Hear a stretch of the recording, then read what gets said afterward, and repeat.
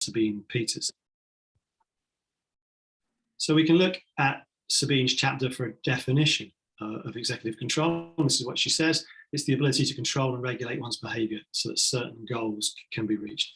Executive control is about the deliberate, I think, goal-driven control of action. And Sabine says this is important in an educational context for a number of reasons. She highlights these three potential areas of relevance for executive control in the classroom: adjusting educational programs to the children's level of development, identifying students who have particular learning issues as a result of executive weaknesses, perhaps, or strengths, and improving folks' performance by training, perhaps training executive functions. So executive control is an important concept and it's widely studied. It's an area of considerable interest for that reason. And people come at it from different directions, and people bring to the study of executive control slightly different assumptions about what it is as a concept. And we can see that if we think about two different ways in which you might define executive control, executive functions, or two different approaches to the issue of how you define those. One might be a more empirical approach, and that perhaps is best characterized by this beautiful paper, landmark paper by Akira Miyake and his colleagues, published in 2000, where Akira and colleagues gave a number of different tasks to adults. These are all tasks that have been used previously in the executive literature, and conducted a latent variable analysis to extract three latent variables that were separable because there's a three-factor solution, but overlapping to some extent. Okay, so there's some correlations between these three different factors of shifting, updating, and inhibition. And since that paper in 2000, the literature has, I think, understandably been filled with papers that perfectly sensibly look at three executive functions. Working memory, which corresponds to Miyake updating factor, inhibition, and shifting, or what's perhaps more often called cognitive flexibility. And that's an approach that's driven by the data and is very influential. Another approach, which is no better or worse, is it better? I have a slight preference, I think, to this approach, but the data, is to take a theoretical starting point and think, how must these potential executive functions be related to one another? And this beautiful review by Adele Diamond in 2013 is a good place to start. For that, is it the case that executive functions must be interrelated in some way? And Diamond and people like Yuko Minakata, and I think I would be in this camp as well, because I'm particularly interested in working memory, would say that there must be a sense in which working memory is primary, at least in terms of its relationship to inhibition. Because in order to inhibit an inappropriate action that's prompted by the world, you need to know what you want to do instead. Okay, so inhibition, in a sense, only becomes relevant in the context of an internal goal that tells you that's the wrong thing to do, so you better stop doing it or not do it in the first place. So that's an argument that working memory might constrain inhibitory control. Other people have perhaps argued for the opposite. I'm less familiar with this literature. It comes more from the work with individuals with attention deficit hyperactivity disorder, work by Nigg and Barkley and others that have argued that inhibition is a primary executive function, which in a sense controls the others. We can imagine or intuit how you might need to inhibit information in order to gate what comes into working memory, what you kick out of working memory. Your control of working memory might depend on inhibitory control. So these accounts here, they differ because one thinks working memory is more important or primary, and one thinks inhibition is primary. But they're both interactive in the sense that they think these things are not completely separable. Working memory and inhibition are not separable. They must be in some sense related to each other. So that gives sort of two theoretical possibilities. One that links to both those accounts on the previous slide is this top line here, that working memory and inhibition do interact in some way. One way of thinking about that is in terms of Roberts and Pennington's interactive hypothesis that suggested that they compete for a limited pool of executive resources. If you deplete your executive control abilities due to a high working memory load, you'll have less capacity left to carry out any inhibitory control functions. So this top line here would be a statement of the claim that working memory, inhibition, and potentially other executive functions are not independent, right? They must interact in some way.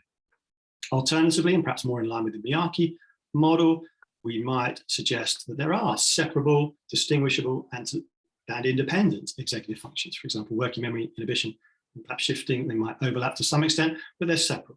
They're more independent than interactive. So one of the aims of the work I'm going to talk about today is to ask this sort of theoretical question.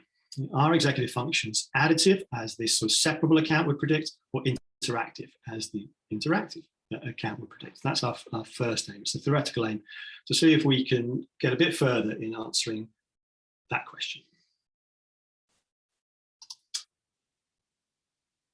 But to do that, we're going to need some decent tasks. Okay, tasks that tap executive function X without being confounded by executive function Y. And I think arguably, without wanting to offend anyone, previous work in the literature has not always managed this. So when I look at work that's been used, tasks that have been used with younger children, so preschool children, I quite often worry about the memory tasks that are used. Quite often, not always, but quite often people might use memory search tasks like Diamond's box task, where you search for, there are 3 items hidden in 6 boxes and you search. If you find an item, great, but you shouldn't go back to that location. You should search somewhere else, based on your memory for where you've been. But we know there are things like inhibition of returns. There's an inhibitory aspect to those tasks, potentially. Similarly, inhibitory tasks quite often will require memory for the rules of the game. So the day-night task, we have to say day when you see a picture of the moon, and night when you see a picture of the sun. You should practice that beforehand, that require you to remember that rule. And as Andrew Simpson and Dan Carroll have argued and shown, there is potentially a memory component to those kinds of tasks that on the face of things we might think are inhibitory. So we need to work hard to create tasks that are purer. And if you attended Carla Hombo's talk in this series last term, you'll have heard of her fantastic work looking to do this and making great strides towards that ambition. And do speak to Carla and look at what she's doing, because she's doing fantastic stuff trying to purify these tasks. And that's great work. I have, I guess, a similar ambition, but I'm coming at it from a slightly different angle, which is to accept that no task will ever be process pure, and then given that, to see if we can, if you like, extract the working memory and inhibitory components of a task by taking control of them and experimentally vary them within a given task, or as I've said here, systematically vary the load. Here's my second aim, and it's a more experimental, it's a pragmatic aim. Can we do that? Can we systematically vary executive loads orthogonally? In other words, at right angles, and you'll see that in a diagram or diagrams that I have coming up, for working memory and inhibition, because they're key executive functions within a single task. If we can do that within a single task, that has the possibility, opens up the possibility that we then can extract memory components, inhibitory components from a single task, rather than conduct a battery where we have one task testing memory, a different task testing inhibition, and introducing task-specific confounding variants that's not central to the things that we're interested in. So that's our second. We've had a go at this before, and indeed others have done something similar. I'm going to talk briefly about 3 older studies that predate the current work. This is a paper that we published, Mike Beveridge, myself, and Esther Petit, published in 2002, with relatively small samples of 6 and 8-year-olds with 3 tasks. This is a continuous performance task, Stroop task, and stop signal task. I'm not going to say much at all about these tasks at the moment. Here's a picture of the stop signal task, where you press a button to start this target coming down into this hungry monster, and you have to stop that response, take your finger off the button if it's the wrong kind of target. You can see how old this study is. I drew this, I think, in Microsoft Paint, literally by moving my mouse around, as you can tell. So that's an old study. But crucially, in this study, we attempted for each of these tasks to generate 4 conditions of each task, where we varied systematically the memory and inhibitory loads. And when we looked at the data from this study, we found no evidence of over-additive interactions. What I mean by that is no evidence that the effects of memory load were greater at high levels of inhibitory load, or vice versa. The effects of inhibition weren't greater at high levels of memory load, which is what an interactive account would predict. We didn't see that. But there was a problem with our task, which we identified fairly soon afterwards, which I'll talk a bit more about later. our inhibition manipulation in two of the tasks, the CPT task and the stop signal tasks, was a manipulation of how frequently different targets appeared. And we came to realize, as I'll say later, that that's confounded with memory. Your ability to remember things depends on how often you encounter them. That was not a good and properly orthogonal manipulation. Work that I wasn't involved in, but is very influential and highly cited, is in this paper by Matthew Davidson with Adele Diamond and other colleagues that people might well know about. Davidson and colleagues used a range of tasks in a wide range of ages of children. They've a dots task, an arrows test, a pictures test. These have in common that they are, if you can see this text here, spatial incompatibility tasks, or what's called a Simon task, where on some of these conditions, the stimulus will appear on the left of the screen, but is associated with a response to the right. Okay, so there's some inhibitory load, the Simon effect of finding it difficult to press a key on the left when something appears on the right. So I should have done that the other way around. Or in this case, right, the frog is associated with the right response. When the frog appears on the right, that's quite easy. When it appears on the left, it prompts you to press the left key, but you should press the right key. So there's various versions of that spatial incompatibility or spatial conflict or Simon task, and there's also a memory task. And again, this graphic, if you can see it's a little faint from the paper, shows that Davidson and colleagues are beginning to do what I want to do, which is to orthogonally manipulate the inhibitory demands from low to medium and high, and the memory loads from low to medium and high. But if you can read this at all, you can see you've got different tasks in each of these cells, and not everything is filled in. The fact that they use separate tasks to populate this table prevented them from looking at memory inhibition interactions in the way that I want to, although they did some beautiful work on switching between certain trials, which will come up again in the things that I'm going to discuss. And then finally, before we get to the current data, quite recently, Liz Smith, Craig Hedge and myself published this paper, which was a study where we're aiming to develop a tool that we might use to look at onset of dementia in older individuals with Down syndrome, but we included a comparison group of children aged 5 and 10 on a task that you conducted on an iPad that had 3 levels of memory and 2 levels of inhibition. So the inhibition manipulation is that Simon manipulation. In the task, an alien appears and you have to decide, does that alien live in the left spaceship or the right spaceship? And if the alien appears on the left and lives on the left, that's easy. If it appears on the right and lives on the left, that's difficult. That's the inhibitory angle there. And the memory load is manipulated by varying the ease with which you can remember which alien lives in which spaceship. So with no load, well, in each case, the spaceships are colored. There's an orange spaceship on the left and a green spaceship on the right, for example. And in the no load, the color of the alien tells you which spaceship it lives in. In the low load, you just have to remember blue aliens go left and yellow aliens go right. And in the high load condition, you have to remember 4 rules. The red and the gray alien go on the left, and the brown and the aqua alien go on the right. In these data, we found no evidence for a memory load by inhibitory load interaction, whether we looked at that in terms of children's accuracy or their reaction times. But a problem here was that in no analysis did we see a statistically significant effect of inhibition. So this Simon manipulation wasn't significant. It was close, but not significant. And then it's difficult to look for interaction when one of your main effects isn't reliable even to begin with.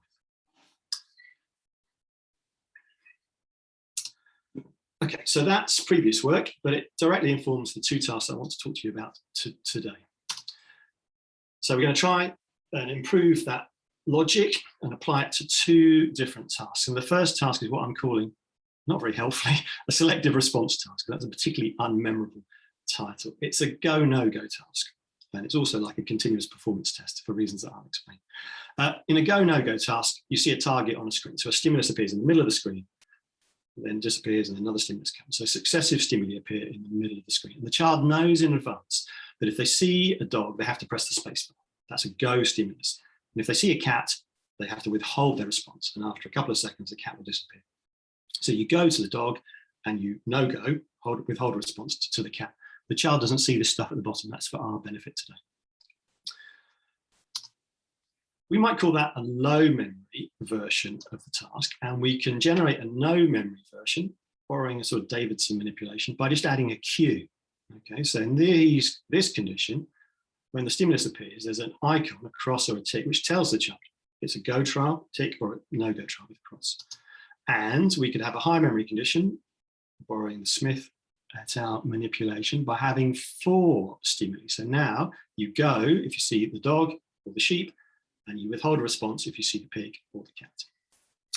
And for reasons that I'll come on to a little bit later, we're going to have 4 stimuli in this condition. It makes sense to have 4 stimuli in the other conditions, but here you still only have to remember 2 rules, right? Dogs go left. Dogs you go for, and cats you no go for. So that's a memory manipulation, and we can generate an orthogonal inhibition manipulation. We can start off with a neutral condition where go stimuli appear 50% of the time and no-go stimuli appear the other half of the time. We created a continuous performance test version. CPT tasks require attention. People sit there not doing very much, and every now and again they have to go to a stimuli. So only on 20% of the trials does a go stimulus appears. And we thought at the start that might be a sort of inhibitory manipulation, but I'm not really sure you have to inhibit anything to do that task. It's more you have to pay attention and instigate a response on the rare occasions when a go response appears. But clearly you need inhibition to succeed in what's more of a go, no-go condition, where the go targets appear 80% of the time. So there's a prepotent response to press, and then on 20% of the trials, a no-go stimulus will appear, and you must withhold or inhibit that response. Okay, so we've got 3 manipulations of memory, 3 manipulations of inhibition. That gives us 9 conditions of that task. The other task that we can do a similar thing with is what I'm calling the choice reaction time task, or perhaps it's easier to think of this as a spatial conflict task along the lines of those diamond tasks. People might be familiar with this task. It's used quite a lot with younger individuals. Often when people use this task with developmental samples, they start off with a set of trials that are like this, where a stimulus appears in the middle of the screen, and the child knows that if it's a dog, you have to press the left key on the keyboard, and if it's a cat, you have to press the right key on the keyboard. They don't see this information. Again, that's just for our benefit. And you have some trials where the thing is that the stimuli appear successively in the center, and there's no inhibition required there. It's just if you remember left or right. And then you move to a phase where the stimuli appear either on the left or on the right. And on half of the trials, the stimulus will therefore appear on the side that's contralateral to the side where you should press. And that's the Simon manipulation that will induce the need to inhibit the response to press left for the cat, and remember, I shouldn't say remember, and instead press right, because that's the response associated with the cat. So we could call that a pair of low memory conditions, because you only have to remember dogs go left, cat go right. We could create no memory conditions by putting an explicit cue that removes the need to remember what to do, because this arrow tells you where to go. And we can generate high memory conditions by having 4 stimuli. So now you go for the dog, or no, you don't. Sorry, you press left for the dog or the sheep, and you press right for the pig or the cat. And again, because it's important to do this for reasons that I'll explain, you have 4 stimuli in each condition. But again, you only have to remember 2 rules here. Dogs go left, cats go right. Now, as I said already, one way of looking at inhibition across these conditions would be to compare performance in these no inhibition trials with these high inhibition trials, and we will do that. But another thing that you can do, another thing that people do, and we want to do, is to, within these high inhibition conditions where stimuli can appear contralaterally or ipsilaterally, to compare what we might call incompatible and compatible trials, right? So if the cat appears on the left, you should be pressing on the right. That's an incompatible location. Or the cat could appear here, that would be a compatible trial. This requires inhibition, that wouldn't, and we can make that comparison too.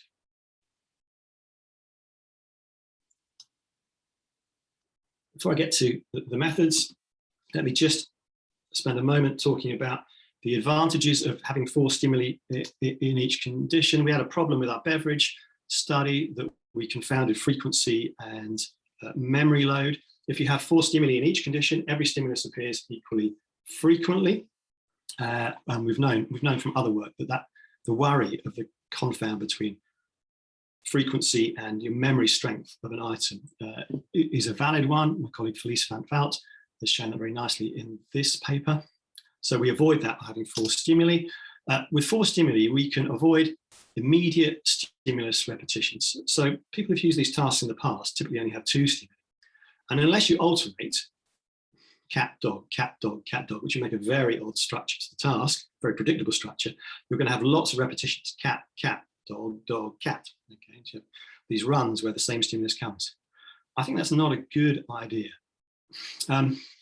Bertelsen, as early as 1965, pointed out that immediate stimulus repetitions almost certainly don't test what you want them to. The child's just made a response, but they can just remember that response or repeat the response. Bertelsen didn't say, this is my wording. I'm not sure what immediate repetitions even measure.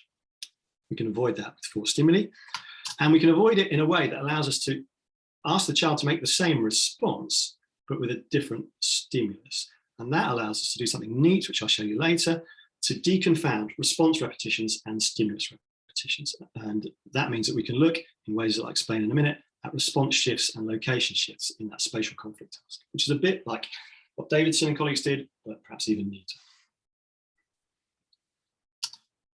Okay. With the help of Teng Fei in China, we were able to recruit and assess 144 children in 3 age groups, 3 and 4-year-olds, 4 and 5-year-olds, and 5 and 6-year-olds. I've alluded to this already. We gave each child all 9 conditions of that selective response, which is the go, no go CPT task. They had 2.5 seconds to make a response, otherwise the stimulus disappeared. The stimulus was only on for the first 1 second of that window. And we gave all the children 6 conditions of the choice reaction time task, the spatial conflict task. Those low inhibition central conditions only had 24 trials, the others had 48 trials. I've been showing you lots of pictures of dogs and cats. That's just to illustrate the task to you today. In the experiment, in every task, the stimuli were different, they didn't repeat across conditions. And as I've said already, we have no immediate repetitions in any of the tasks. Turns out that is important in ways that we didn't quite anticipate. We pre-registered the study, and I saw that this pre-registration link was in the abstract, so people might have looked at it already, and if you have, that's good because you can keep me honest as I show you the results. In line with our pre-registration, we did some data pre-processing. We pre-registered that we would remove children who weren't above chance in the spatial conflict choice reaction time task. There was 1 child there. We didn't say anything explicit about accuracy on the selective response task, but retrospectively we looked, before we looked at the data, for anyone who was more than 3 standard deviations on a D' measure on that task. We removed no one on that basis. We use median absolute difference scores to trim RT data from the choice reaction time task and look for very fast responses in the selective response task. So we cleaned the data up a bit before we went to analysis, and our pre-registered analysis plan was to use Bayesian analysis of variance. These analyses are going to be like standard ANOVAs, but using Bayes factors as the indicators of evidence for the alternative hypothesis. Typically people would count as reasonable to evidence anything with a Bayes factor of 3 and above, and that's what we said that we would treat as positive evidence for an effect or a difference. So the value of 3 is going to be important to us as we go. Okay. So let's turn to the results. I'm going to start with the selective response task. So let me show you that structure again to remind you of what the task looks like. Here is the data for accuracy on the task. So we have the 3 levels of memory and the 3 different inhibition conditions. That's the percentage of time that you go for. When I show you analyses, I'm going to show you typically the main effects, the evidence, the Bayes factors for the including in the best fitting model, and anything in red is a term that was included in the best fitting model. And I'm also, because I'm interested in memory inhibition interactions, going to show you those as well. And the fact that this is in red shows you that this was in the best fitting model. What this means, what these enormous numbers mean, is that there's good evidence for the effect of memory, which we can see, for an inhibition difference, which we can see in terms of that red line for the 20% go condition being more accurate, and year group, which you can't see here, but children got better at this task as they got older. The memory by inhibition interaction was included in the best model, but was not above 3. And a model which excludes it is not much worse. So we wouldn't treat this as good evidence for an interaction. But anyway, accuracy on this task is not that interesting or informative. It's not that informative because if you did nothing at all on the 20% go trials, you'd get 80% correct. And if you pressed the key every single trial on the 80% go trials, you'd be right 80% of the time. So I don't think accuracy is a great measure. So instead, I want to talk about accuracy in the context of errors, if that makes sense, and distinguishing 2 types of errors, because I think this is informative. We can look at commission errors and omission errors. Commission errors are when you press a key when you shouldn't. So we look at no-go trials, we take all the no-go trials, and we see how often people made an error of pressing as opposed to getting the trial right. And we proportionalize the errors against all the no-go trials. An omission error is an error on a go trial where you should press and you don't. So we take all the go trials, we count the number of times that people made an error in not going, we proportionalize that against the total number of go trials. And when you look at that, you get an interesting pattern. It's interesting if I jump back in the context of these blue and grey lines, they don't differ at all when you look at overall accuracy. But then when you look at the types of errors, they do pull apart. And they pull apart because, perhaps unsurprisingly, and in line with what we'd hope, that when you're doing the task that involves going 80% of the time, you have a higher tendency to make go errors on those 20% of trials where you shouldn't. And you don't do that so much on the 20% go trials. And for omission errors, you make a slight tendency to make more omission errors on the conditions when you're not going very often anyway. That will make sense. To analyze these data and in line with our pre-registered analysis plan, we split up, did 2 separate analyses. We compared the 20% go to the 50% go condition. In a moment, I'm going to show you the 50% versus 80% go comparisons as well. When you look at, it's a bit small, when you look at commission errors, there's a memory and inhibition effects, which you can see there, but no evidence for that being a reliable interaction. In contrast, there is a reliable interaction in these data on omission errors, but not of the over-additive form that one would predict if this was some inhibitory manipulation that got harder as memory load increased. That would predict this red line going up more steeply. Right? If anything, it's flat. I think that reflects something odd about this 20% go condition. It's very easy. We do a corresponding analysis comparing the 50% go and the 80% go task. Things on the face of it look more supportive of the interactive model because you can see a suggestion that the number of commission errors are increasing as memory load increases. But when we look at the interaction between memory and inhibition, there's no evidence. Actually, got to be careful. This is not the Bayes factor for support for the no difference. This is the Bayes factor for support for a difference, but it's not good evidence for there being an interaction between these factors here. And similarly, although we get memory and inhibition and year group effects for omission errors, there's no good evidence for an interaction between those 2 factors. That's accuracy stroke errors. When we look at reaction time on this go, no go task, we get this pattern. Memory effects, people get slower as the memory load increase. Inhibition effects, these are unsurprising in a way. People are slower to go when they don't go very often and faster to go. I'll put this one up. Oops, sorry. Faster to go when they go a lot. I don't think that's necessarily that surprising. We do find good evidence for these being interactions, for these patterns being reflective of an interaction between memory and inhibition. But again, they're not of this over-additive form the interactive executive account would predict. Again, that would predict the difference getting greater at high memory loads, and we don't see that. So to summarize the results of the go, no-go task, didn't really talk about these, but we see strong year group effects in most of the analyses. We're seeing strong memory effects. The memory manipulation is working. The inhibition manipulation is doing something, although I think the 20% go CPT version of the task is probably too easy. But we don't see any evidence for these over-additive interactions that the interactive executive count would predict.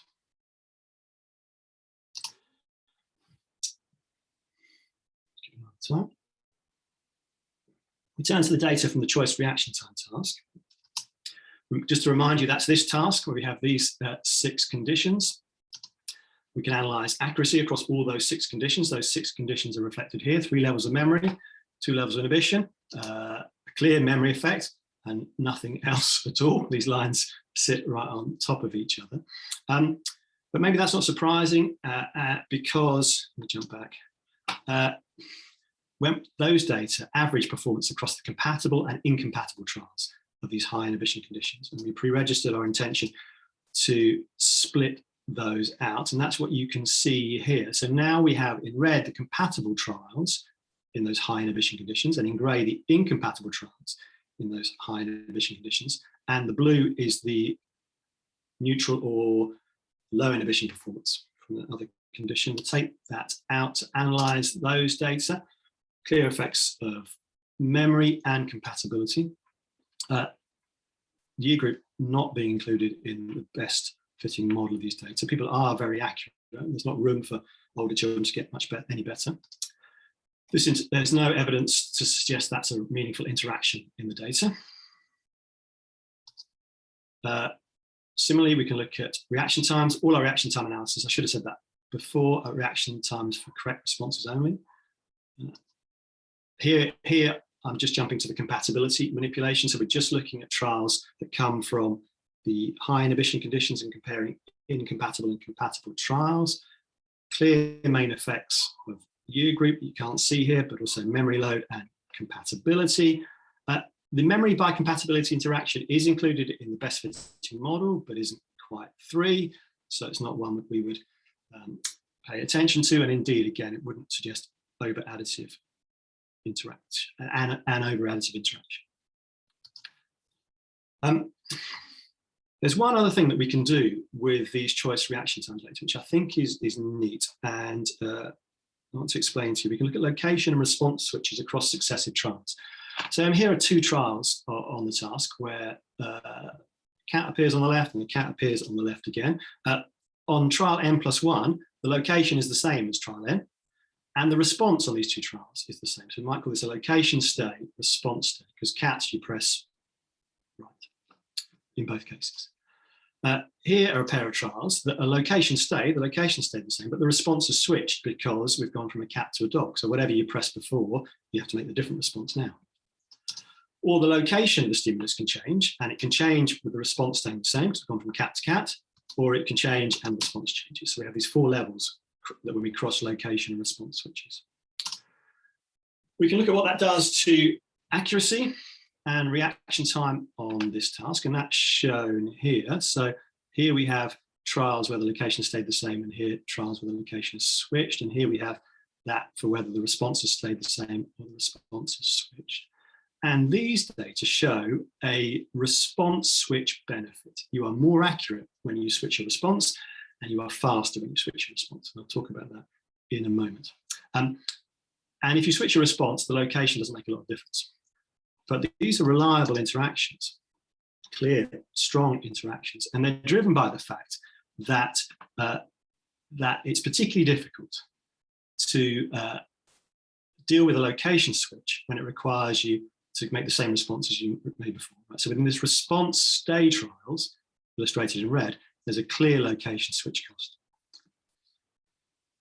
What that means, and here we do deviate from our pre-registered analysis plan to supplementary, not pre-planned analyses, is that we can look at the location switch cost just in those trials when the response stays the same, and see how that interacts with either memory load or compatibility. And that's what these last 2 sets of data are going to look at.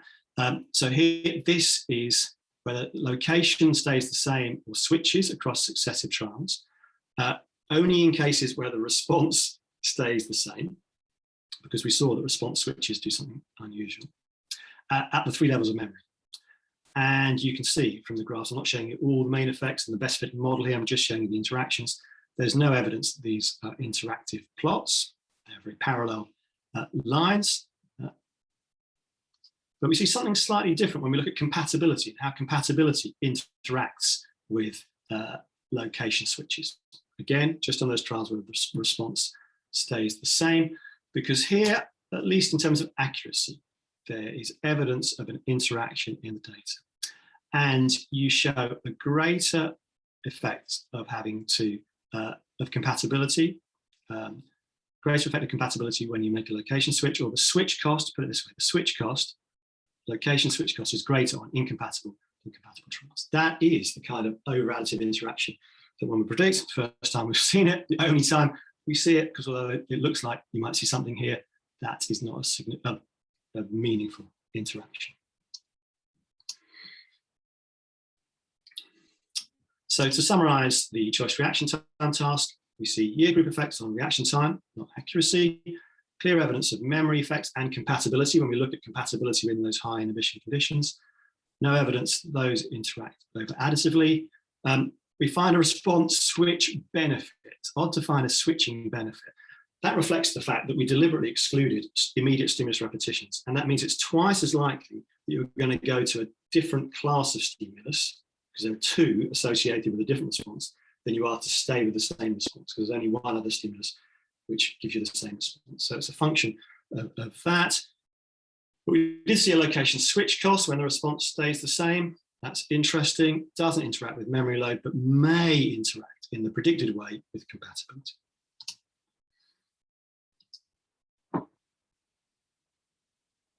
Okay, let me just have a quick look at the time. I'm running on slightly. Okay, need to finish in a moment. Well, my conclusions. We had two aims. I want to start with the second aim to see whether we could successfully orthogonally manipulate working memory and inhibition. We do see memory effects and inhibition effects in our task. We've managed to manipulate those successfully. Haven't dwelt on this, but the tasks are largely age sensitive. Older children do better, so we can measure age-related variance in these tasks. And in that last analysis with the spatial conflict task, I've shown you how you can get at shifting as well. So I think we have met our second aim. I'm quite excited about these tasks, but as we do more work, we will improve them further.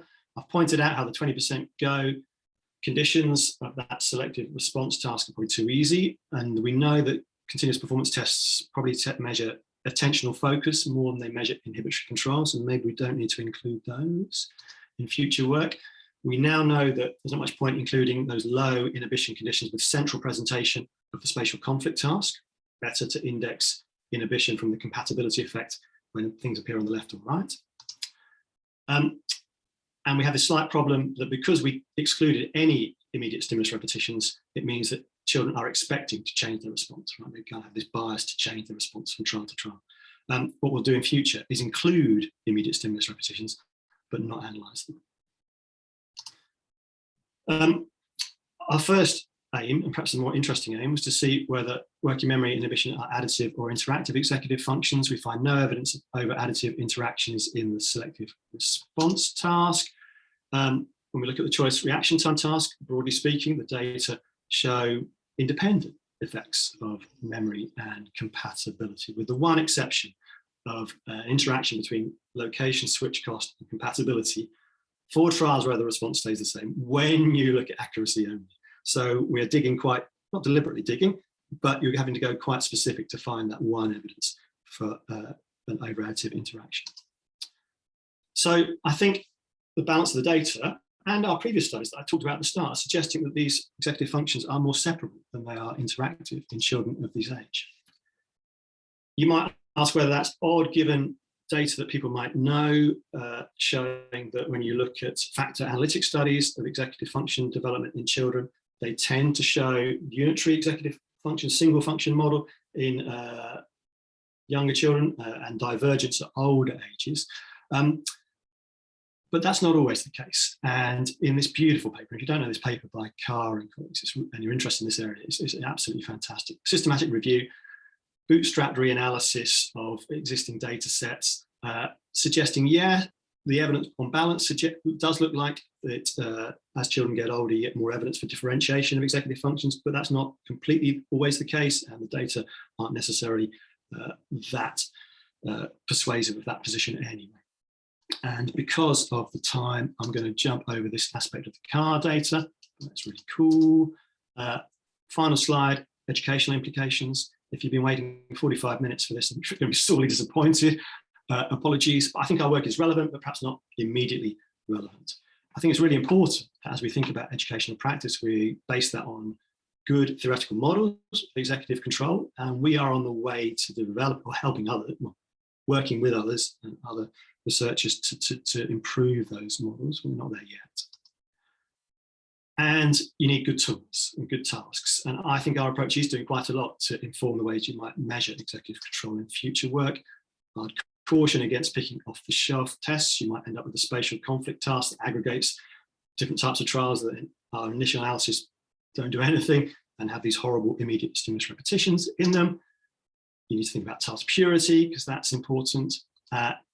Or you can consider our approach of accepting that tasks aren't going to be pure, but instead controlling the levels of memory, inhibition, and shifting that are involved in them. That's my final slide, just to acknowledge again Teng Fei's involvement in design of the study and running the study, and Kai Ling also in design and analysis and data preparation. Thank you.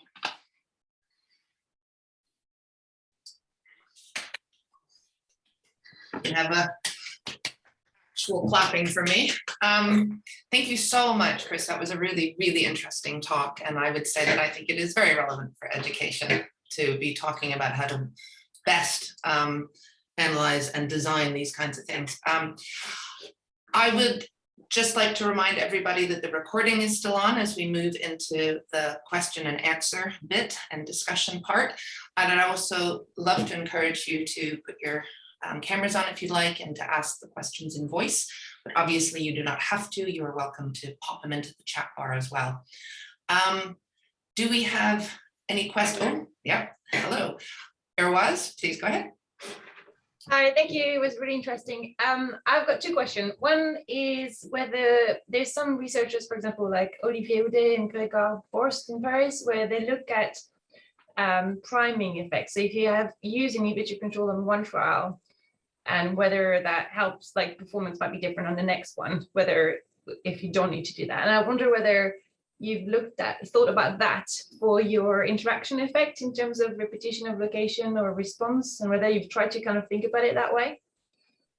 Yeah, that's a really interesting question. I don't know that work in particular, but I've been reading some of the adult work on these sort of spatial conflict tasks, and what some people sometimes do there, that's where we got the response and location shifting ideas from. But what other people do is they look at trial transitions in terms of compatible to incompatible, or incompatible to incompatible, or the other two options. And we didn't pre-register that we'd look at that. We could do, and it could be interesting. And it speaks to what you're talking about. It was in terms of. I haven't thought about all the different combination, whether that matches what you're getting, but I just thought it might be an interesting thing to look at. Yeah, I agree. It would be. The trouble with this data is there's so many things we could be doing, and there's other things. If anyone's looked at our pre-registration plan, we haven't finished doing all the things that we said. We said we'd do too much, actually.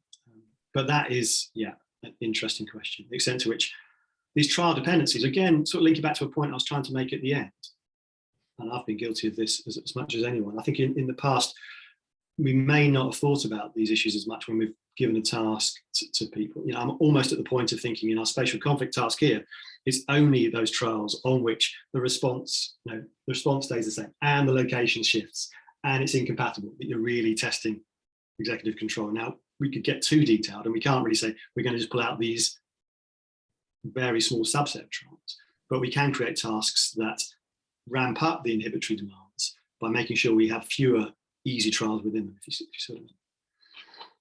Yeah, and my other question, I might have missed it, but at some point you were talking about whether there might be competition between, for example, working memory and inhibitory control, and then you were talking about the additive or over-additive effect. And I didn't really get whether you were making a different prediction based on the competition model than you were from the sort of over-additive effects. I think I have two broad classes of model in mind. One is that executive functions are separable. and the other is they're not separable, right? They relate to one another in some way, and they're interactive in some way. Within that second class, I think there are 3 different versions, at least 3 different versions. I didn't do a very good job of being explicit that there are 3 there. There's the Roberts and Pennington view that there's just some amorphous pool of executive resources that things compete for. There's the more Diamond view that working memory is primary, and there's the more Nigg and Berkeley view that inhibition is more primary. And they probably make slightly different predictions. I haven't quite got my head around, but they all, I think, predict that at certain levels, higher levels of load of one factor, it will be harder to do the other factor, right? If things are completely separable, it doesn't matter how loaded my memory is for my inhibitory control, right? But if these things are interdependent in some way, then as I load up my working memory system, it's going to be harder for me to engage in inhibitory control. That's the logic we're after. Okay, thank you. So we have a question in the chat bar, and then we'll go to Gaia and then to Helen. So the question in the chat bar from Gary Nixon is, what are the implications for cognitive assessment, for example, complex IQ batteries? Yeah, so Gary, it's a good question. I think it links back to something I said a moment ago, potentially.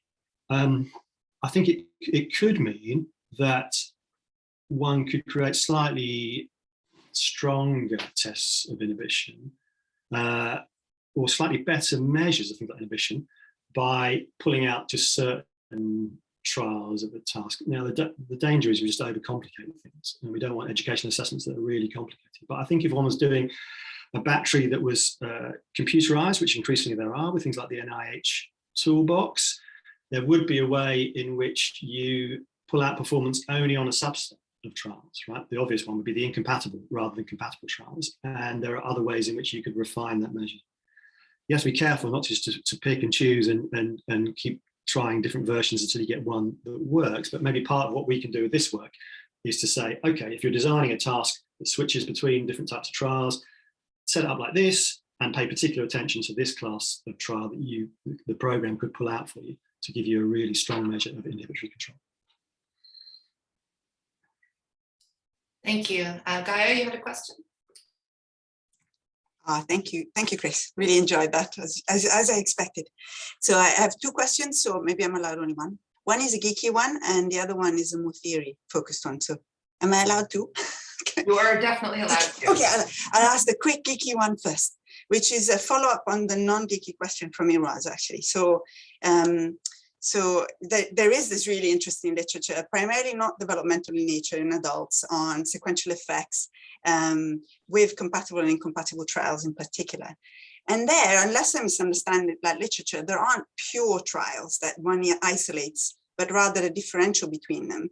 That is, so it's a bit more like your idea of loading the system with greater inhibitory demands. So, for example, an inhibitory trial that is preceded by a congruent, so an incompatible trial that's preceded by a congruent trial has loaded the control demands, not only because it is inhibitory, but also because it has previously not been. So the transition, it doesn't make it a pure, really difficult inhibitory trial, but rather the context has made it more loading on inhibitory control. So I think I beg to differ on the idea that there are pure trials within a set that tell you one thing that the others don't, but rather how the system is engaged differently by those might be of interest. Okay, this is a neural argument because in that literature is also very interested in the neural correlates of that engagement, and it doesn't land on here is the site of inhibitory control that is engaged only by one trial type, and here is the site that is engaged completely differently by the non-pure task, but rather there is more engagement of the same circuits. So I don't know what the neural side of it might not be of interest here, but is there a pure trial type? Maybe. Yeah, I don't know. There's so much difference between what you're saying and what I'm saying. I don't know. I think the context could set up the demands on the next trial, and that would still be a good measure if you wanted to get that greater loading. Another complicating factor, of course, is whether people get it right or wrong. And we know that error monitoring processes can throw everything up. So absolutely. So what happens later also matters, right? So after, thereafter, not just before the context, but also after the response. So yeah. So I guess the question is it may be a little bit more dynamic than pure of anything. This is why maybe that's what, sorry, it's a geeky question in the sense that it's not, I don't want to be flippant. I mean that, in fact, as you started, this idea of pure constructs is maybe really hard to chase, and maybe actually that misses the point entirely. If you're interested in control, then it's more the dynamics and the regulation of context that is getting at control than trying to separate them out. And I love your orthogonal manipulations, because in a way they're getting at control across all conditions, but more so in others than in so I don't know, but that's like, oh, that literature, that's great and it's fascinating. So but I wanted to go back to your theoretical starting point, because I thought that was really interesting, which is this contrasting different models. And you started off with a really great example from, I mean, that, you know, I'm also like you, I'm really a fan of working memory. So like, the interactive models, some way of thinking about these interactive models is that they might be hierarchical, that you cannot inhibit well unless you have a good working memory representation. And it strikes me that a competitive model, as in there's a single resource and you either do working memory or you do inhibition, is not that kind of model. Yeah. So I don't know how you test the hierarchical ones, which I think are more interesting. Yeah, I think you're right. And I'm sure you're right. And I think that's reflected in the answer I gave to Iwaz when I said, you know, I kind of said there were two classes, but actually within class 2, there's 3 different versions, or there's the version which thinks one is more, has a higher level of precedence or constrains the other, versus the Robertson-Pennington all in for the kind of shared pool. I think the Robertson-Pennington account definitely predicts these over-additive interactions, which we're not really seeing, whether you kind of look at it from the inhibition side of things or the memory side of things, right? You load up one, the other will suffer. Whether the diamond or conversely the NIG account predicts that a slightly more asymmetric over-additive interaction, if there's any such thing, whereby it's only when the working memory load is high that you see inhibitory costs, and you wouldn't see the greater working memory effect at high inhibition than low inhibition. I don't know. I can't quite get my head around that, but that's the sort of thinking I'm trying to do. Thank you very much. Maybe you're squiggly lined, like it's squashed in the middle and open at one end. Maybe that if you squint, if one squints, maybe that's what those hierarchical models will be getting at. So, thank you.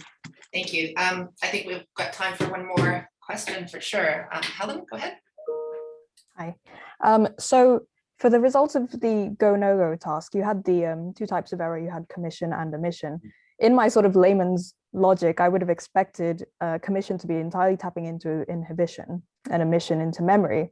And yet, correct me if I'm wrong, I think you did find a significant interaction between the two for one of your results. And I'm so curious what you think about that and why you found that.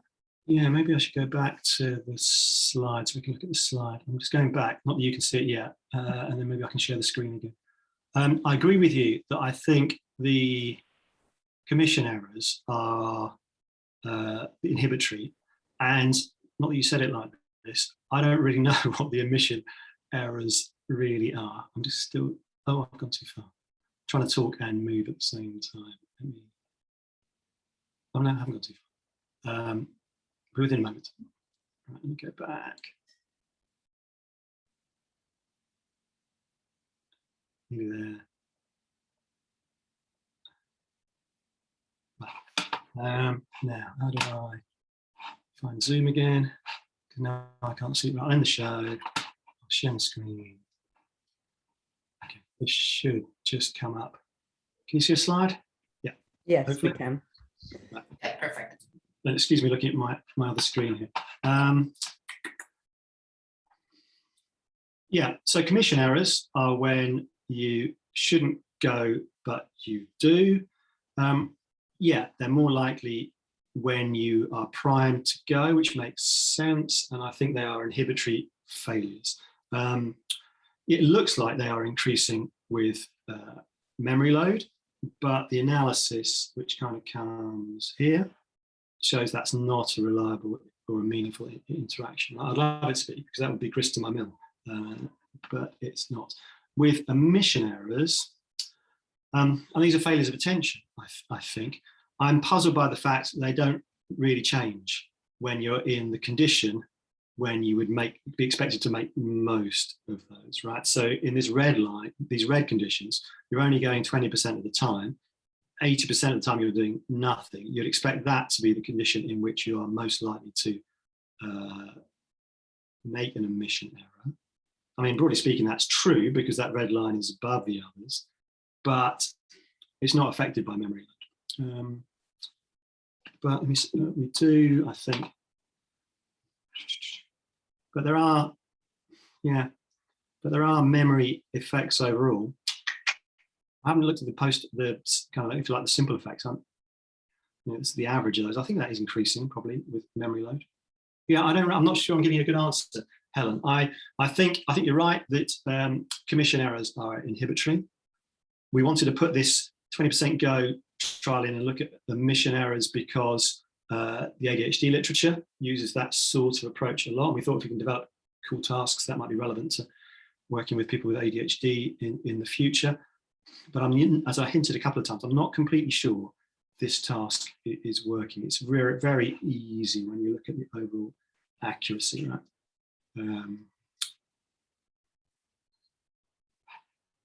Thank you.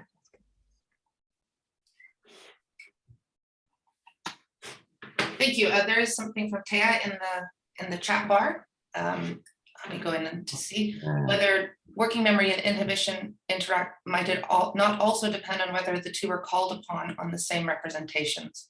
In your tasks, the working memory engaged category representation, while the inhibitory component was spatial, at least in one of the tasks. Of course, you'd still expect interference if there was a common executive function resource, although the nature of this common resource seems quite elusive. Is it an energetic limitation like suggested by some recent NIRS works from Leville? Yeah, so that's a great question. Tia. Sorry, I didn't know whether we had time. Well, I mean, technically 5 o'clock is our finishing time, so people can of course pop off if they need to, but I think if Chris is okay answering it, it should be fine. Yeah, no, sure, but yeah, but people don't feel you have to stay to hear it. I'm not sure I'm going to give a very good answer.